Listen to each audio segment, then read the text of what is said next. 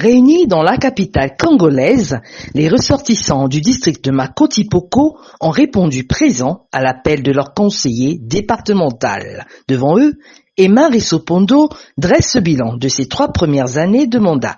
Organisation d'un forum agricole, plaidoyer pour la réhabilitation des écoles et du centre de santé intégré, aménagement de la route Gamboma-Makoti-Poko. Autant de chantiers essentiels pour un territoire encore enclavé.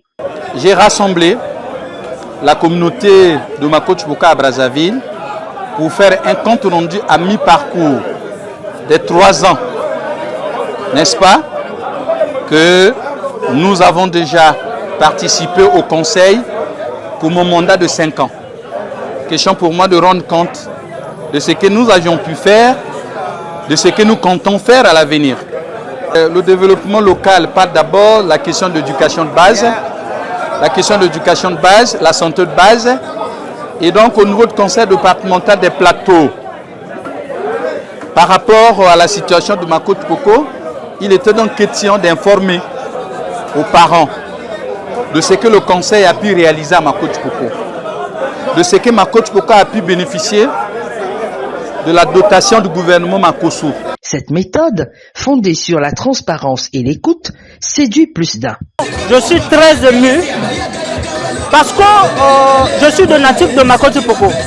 Je suis né à Makoti-Poko jusqu'au jour d'aujourd'hui.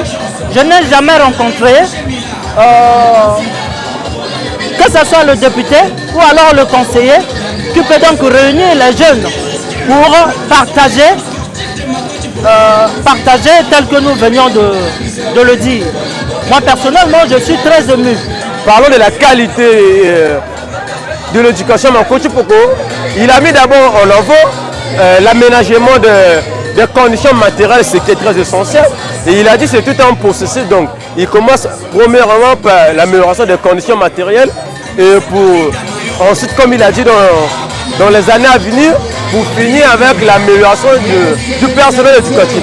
Et je pense que je suis satisfait parce que, comme je le dis tantôt, il y a un intellectuel qui disait autrefois dans ses propos, le plus long chemin à parcourir commence toujours par un premier pas. L'heure est à la mobilisation collective. Ensemble, ils veulent transformer leur localité et mieux faire entendre leur voix. Emma Rissopondo promet de maintenir le cap jusqu'à la fin de son mandat en 2027. Pour les habitants de Makoti-Poko, l'enjeu reste le même, faire du développement local une réalité durable.